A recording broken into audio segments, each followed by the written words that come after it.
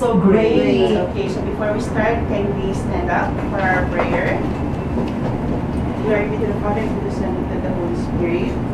So in the beginning, is now, and ever shall be, world without end. Amen. Good morning, class. Morning, ma'am. Morning, ma'am. Before you sit, can you check all your surroundings if there's no litters around? Okay, you may now take your seat. So organized. Okay, guys, who among you here would like to be remembered even when you're done? Me! Is it possible to her? Yes, it is. Oh, really? Yeah. So, how do you want to be remembered? Okay. Give you an example. Who among you Oh, here? Harry Potter. Harry Potter. Yes, Harry Potter. You know Harry Potter, right? Yes. It's famous and it is written by who? J.K. Rowling. So even if 15 to 30 years from now, J.K. Rowling will be remembered because of the Harry Potter series. Oh, that's really. Is it possible? Yeah. Yes. Yes, it is very possible. Why? Because even William Shakespeare are still known nowadays, even if he is long gone. So, why am I asking you these particular questions today? It's all about legacy, sure. No, not really, but we will be tackling about literature today, and it will be kind of interesting because it's more of your creative thinking. So let me tell you or discuss a sort of what is literature, a little background about that. So let me proceed with defining what is literature.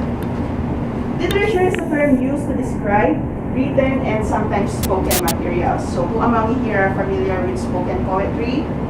Yes, spoken language. Spoken language, right? Is that right? It is very famous and very in trend nowadays. It's trending nowadays. So literature commonly refers to works of the creative imagination. That's why our visual here entails the creative side of a person.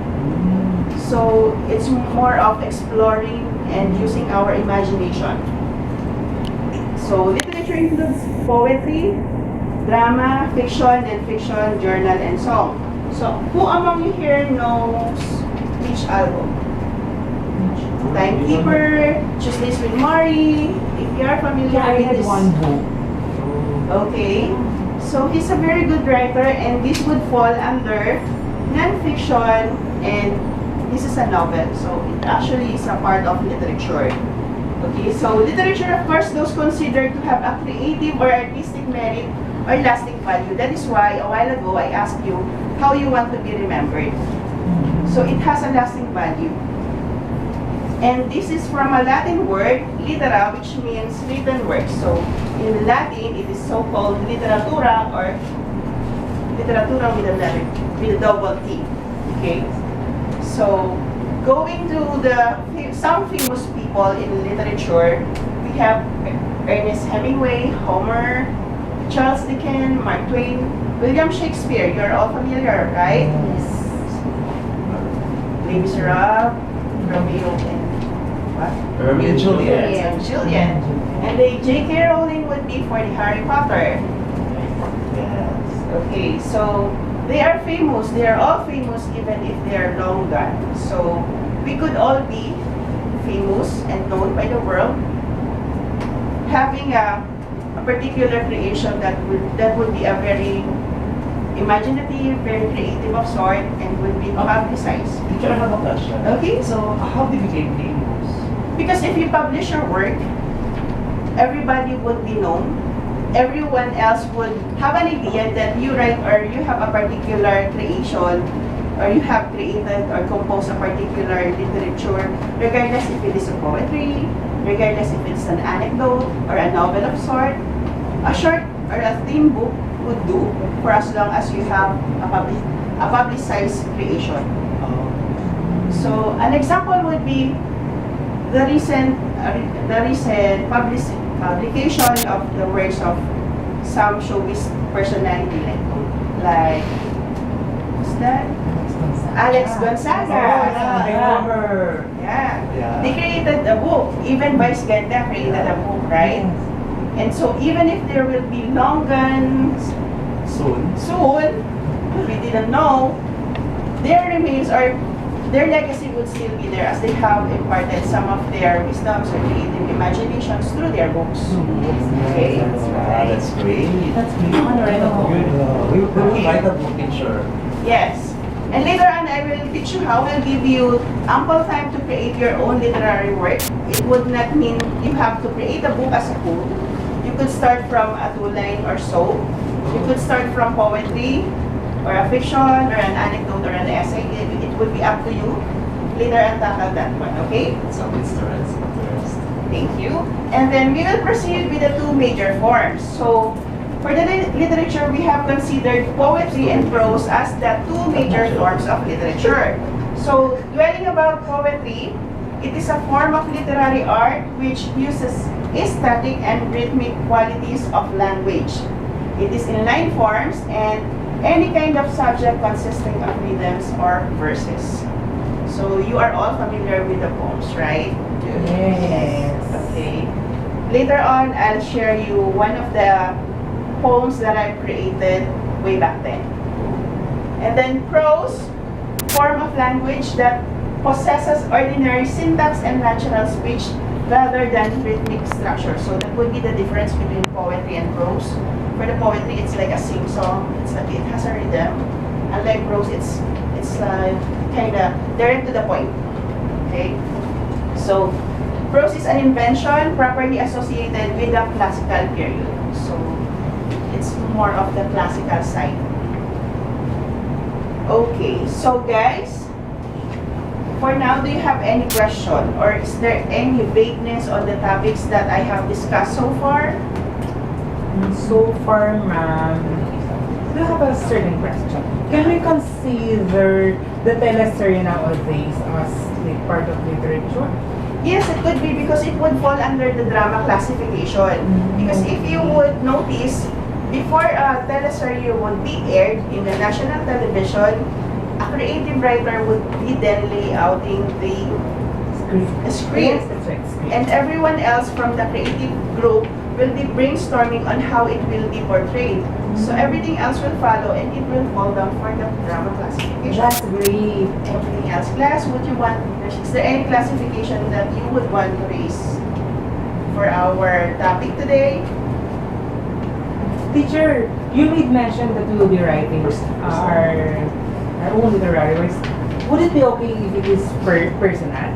Yes, Ryan. Actually, writing a poetry or something else is not hindering you from selecting any topic. It would be from your own experiences, from the inspiration that surrounds you, from the family, anything else. For as long as you would able to create everything from that particular topic, it would be good. It's really fascinating. Yeah, really. Yes. And so it's not actually hard to create a literary work that you could give to a better or significant someone for you to be recognized or something else, right? Right. Okay. So are you ready for your assessment exercise for today? Yes, teacher, you're right. Teacher.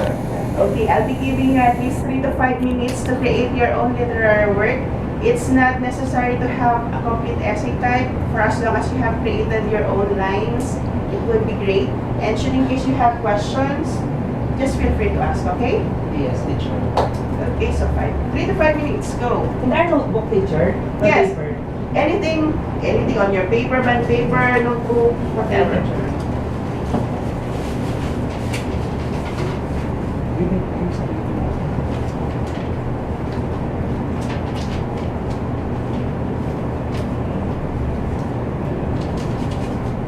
Are you having difficulties in creating your own piece? A little bit Your words doesn't mean to be very highfalutin, okay? For as long as it is from the heart, it would be very good. You don't need to impress your audience or your readers. It's more of the impression or the message that you would want them to receive after reading your piece. Tell me when you're ready. We have at least 2 students to recite or read their piece. If that would be okay. Teacher, wanna share? Okay, Ryan, you're done? Yes, I'm done. Okay, can you stand up? This literary work, I wrote this for my friend. So, my friend, thank you. Thank you for everything that we've made together. Thank you for the friendship. I will cherish you forever. Wow. Is that okay, teacher? It's moving. It's actually a very good example. See, you were able to create for a shortest period of time. You were able to create such beautiful piece.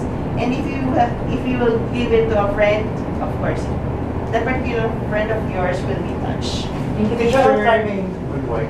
Okay, can we go here in front?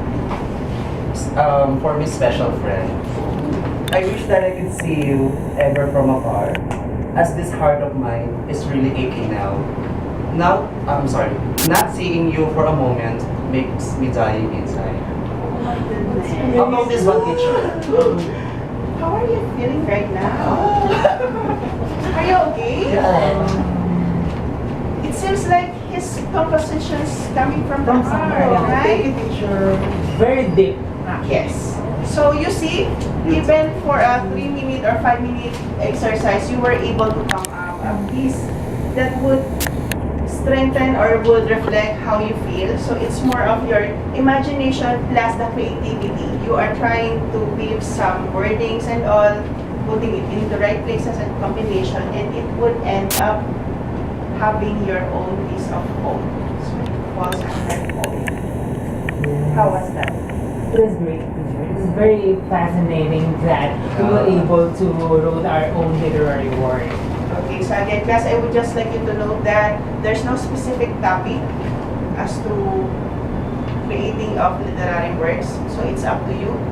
If you are dealing with some strong emotions, or you are inspired nowadays, or if you are being loved and so much love is pouring onto you, so feel free to write about that. No hindrances at all for writing literary works. Okay. So if you don't have any questions, that would conclude our lesson for the day. And your next assignment would be, kindly check on the example of prose. And let's see the difference in terms of how it is written and how it is very much different from the poetry that we have discussed today. Okay, teacher. Okay? There's only one, teacher. Yes, one would do. And if you'll be able to see the author or a particular writer of that prose, then kindly do that. Okay? Okay, teacher. Okay, teacher. Noted. Okay, class dismissed. Thank you. Thank you, teacher.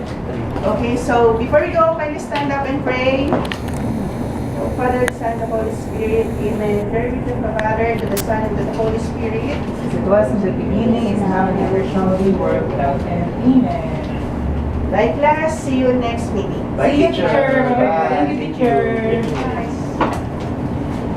Mahaba.